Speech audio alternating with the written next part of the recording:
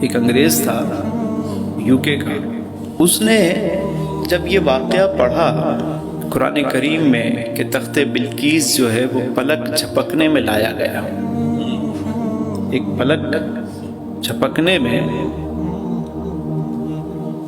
تخت بلقیس آ گیا، اس نے کہا یہ کیسے ہو سکتا ہے بھائی، اگر بائی ایئر لائیں گے تو اتنا ٹائم لگے گا، بائی سی لائیں گے تو اتنا ٹائم لگے گا، بائی روڈ لے کر آئیں گے تو اتنا ٹائم تو لگنا ہی چاہیے، ہائی اسپیڈ بلٹ ٹرین کے ذریعے بھی اگر کوئی لے کر آتا ہے تو وہ بھی اتنا ٹائم لگے گا، اتنا بڑا تخت ایک پلک جھپکنے میں کیسے آ سکتا ہے؟ بڑی ریسرچ کی۔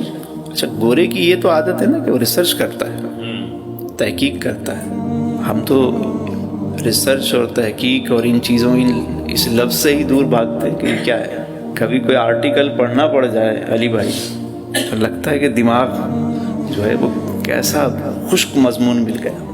اب ریسرچ آرٹیکل پڑھنے کے لیے اور کتابیں کھنگالنے کے لیے تو اس نے بڑی ریسرچ کی، اس کو جواب نہیں ملا۔ کچھ وہاں کے علماء سے اس نے پوچھا تو انہوں نے کہا تم پاکستان کیوں نہیں چلے جاتے، یہاں بڑے بڑے مدارس ہیں، بڑے علماء ہیں، مشائخ ہیں، آپ جائیں، آپ کو جواب ملے گا۔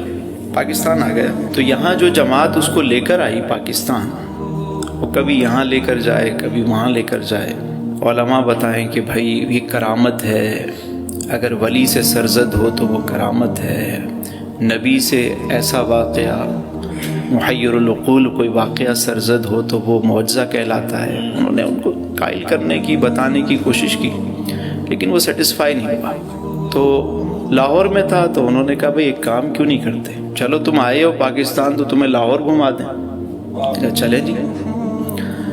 اب جب چلے تو انہوں نے بتایا کہ یہ مینار پاکستان ہے، یہ بادشاہی مسجد ہے، یہ شاہی قلعہ ہے، یہ فلاں چیز ہے، یہ انارکلی بازار ہے۔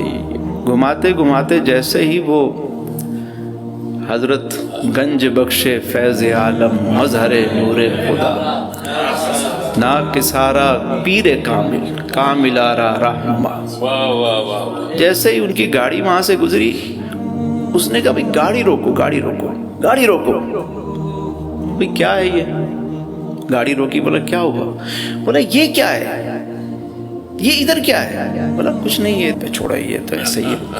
اس نے کہا نہیں، گاڑی روکو یہیں پہ، مجھے تو یہاں سے ایسی خوشبو آ رہی ہے جو میں نے اس سے پہلے نہیں سونگی تھی، کہنے لگا مجھے لے کر چلو یہاں پہ۔ چلو، انہوں نے کہا چلو بھائی اب مہمان ہے تو چلو اس کو لے گئے۔ بھائی اندر لے کر گئے جب اس کو، تو جیسے ہی اندر لے کر گئے کیا دیکھتے ہیں، سامنے ایک بابا کھڑے بزرگ ہیں، ان کے ہاتھ میں جو ہے وہ کیتلی ہے اور دوسرے ہاتھ میں کپ ہے۔ کہا چائے پیو گے؟ کہا یس۔ گورے نے جب وہ چائے کا کپ ہاتھ میں پکڑا تو وہیں گرا اور بے ہوش ہو گیا، وہیں گرا اور بھگدڑ مچ گئی۔ بھائی پانی وانی لایا، اس کو ڈالا گیا، چھڑے ہوا کیا، یہ اچانک سے گرا اور بے ہوش ہو گیا۔ ہوش آیا تو کہا وہ بندہ کہاں ہے جس نے چائے سرو کی تھی؟ بندہ دیکھا تو بندہ نہیں ہے کوئی۔ بولا ہوا کیا؟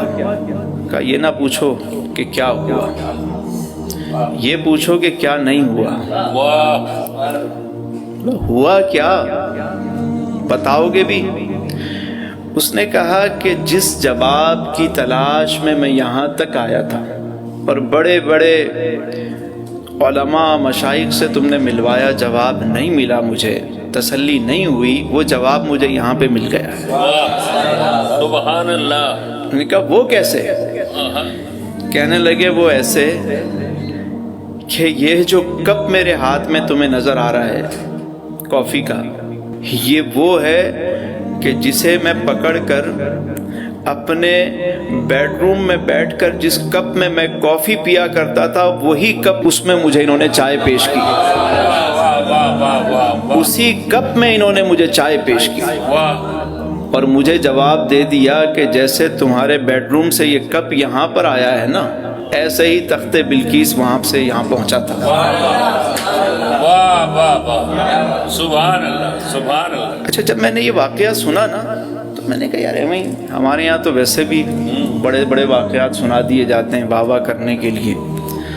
میں نے کہا یار یہ بات جو ہے نا وہ ریسرچ کرنی چاہیے اس بات میں. میں جب لاہور گیا داتا صاحب کے مزار پہ تو وہاں کے جو خدام ہیں متولی ہیں وہ میرے جاننے والے ہیں جاوید صاحب. تو میں نے ان کو فون کیا, میں نے کہا یار مجھے ملنا ہے, آ جائیں ویلکم. میں نے کہا اسی طرح کا کوئی واقعہ ہوا تھا؟ کہنے لگے ہاں ہوا ہے. میں نے کہا وہ پھر اس کے بعد وہ شخص اس نے کہا جس کو یو کے جانا ہے جائے, جس کو جہاں جانا ہے جائے.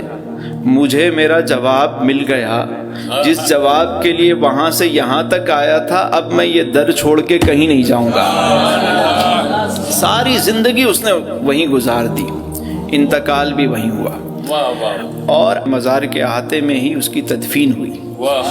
تو میں نے کہا یہ تو جب تدفین ہوئی ہے تو ان کی قبر بھی ہوگی, لحد ہوگی. میں گیا تو میں نے کہا جی مجھے وہاں لے چلو, میں نے دیکھنا ہے. تو وہ نیچے لے کر گئے مجھے اور وہاں پر انہوں نے مجھے وہ قبر دکھائی. فاروق احمد اس کا نام, بعد میں فاروق احمد اس کا نام دیا گیا. ابھی بھی کوئی ریسرچ کرنا چاہے تو چلا جائے, مزار کے نیچے جہاں لنگر خانہ ہے اس کے پاس ہی جا کر وہ ان کی قبر کو, اور وہاں پہ پوری ڈیٹیل کے ساتھ ان کے بارے میں جو ہے وہ لکھا ہوا ہے.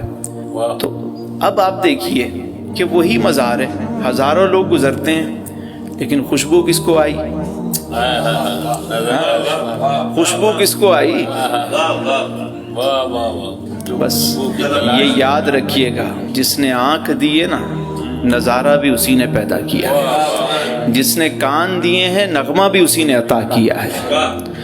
بس محسوس کرنے والا ہو, جب ادھر دل لگائیں گے تو ہر چیز خود بتائے گی آپ کو. کٹ جائیں گے ایام میری تشنہ لبی کے, میں خانہ سلامت رہے برسات بھی ہوگی.